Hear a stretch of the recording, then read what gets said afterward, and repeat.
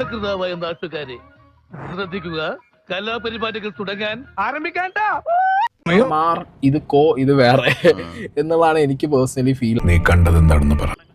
Normal കഥ സമാധാനം പറഞ്ഞാൽ മതി, ചരിത്രം പറഞ്ഞിരിക്കാൻ സമയമില്ല, ഇച്ചിരി തിരക്കുണ്ട് കേട്ടോ. എന്നാൽ ഇനി ഞാനത് പറയാം, ആരും ഞെട്ടരുത്. നമ്മൾ ഈ വയലൻസ് അങ്ങോട്ട് മാറ്റി നിർത്തുകയാണെങ്കിൽ സിനിമയിൽ പ്രത്യേകിച്ച് ഭയങ്കര സംഭവം കഥ എന്ന് പറഞ്ഞാൽ വെരി നോർമൽ ഫാമിലി. ആ വെരി നോർമൽ റിവെഞ്ച്, പിന്നെ അതിൽ നിന്ന് വരുന്ന അഗ്രഷൻ, വയലൻസ്, നിങ്ങൾ അങ്ങനെ ഒരു വർത്താനം അല്ലല്ല, നിങ്ങൾ എന്തോ മനസ്സിൽ വെച്ച് പറയാനുള്ളത്. പിന്നെ പാസം, സെന്റിമെന്റ്സ്, പാസം, അങ്ങനത്തെ സാധനങ്ങൾ തന്നെയാണ് ഈ സിനിമയുടെ ഒരു സ്റ്റോറി ലൈൻ. ഉണ്ടോന്ന് ചോദിച്ചാൽ ഇല്ല, എന്നാൽ ഉണ്ടോന്ന് ചോദിച്ചാൽ കഥയിലോട്ട് വരുമ്പോ അങ്ങനത്തെ ഒരു എന്താ പറയാ ഫ്രഷ് എലമെന്റ്സ് ഒന്നും കഥയ്ക്കകത്ത്. അയ്യപ്പൻ ബിടായി അടിക്കുമെങ്കിലും അതെ ഈ പറഞ്ഞൊക്കെ സത്യമാ മാസ്റ്ററെ. കേട്ടല്ലോ. ഒരു വെരി നോർമൽ ബേസിക് സാധനം തന്നെ ഈ റിവെഞ്ച് സാധനത്തിനകത്ത് കാണുന്ന അതെ. അതെനിക്ക് ഇഷ്ടമില്ല.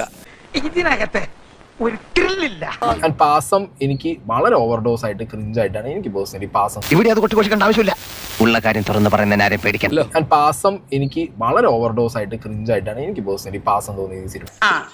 കേളം വന്നല്ലോ, കേളനോട് ചോദിച്ചാൽ സത്യം അറിയാം എന്താ കേളം ഉണ്ടായത്. ഇത്രയും വയലന്റ് ആയിട്ടുള്ള ഒരു ഇന്ത്യൻ സിനിമ, ഒരു ഇന്ത്യൻ മെയിൻ സ്ട്രീം സിനിമ നമ്മുടെ മലയാളത്തിൽ ഉണ്ടാകുമെന്ന് ഞാൻ പ്രതീക്ഷിച്ചിരുന്നു. നല്ലൊരു കണ്ണു ഡോക്ടറെ കണ്ണ് പരിശോധിച്ചിട്ട് കണ്ണാടി വെക്കാതെ എന്റെ ഉപയോഗം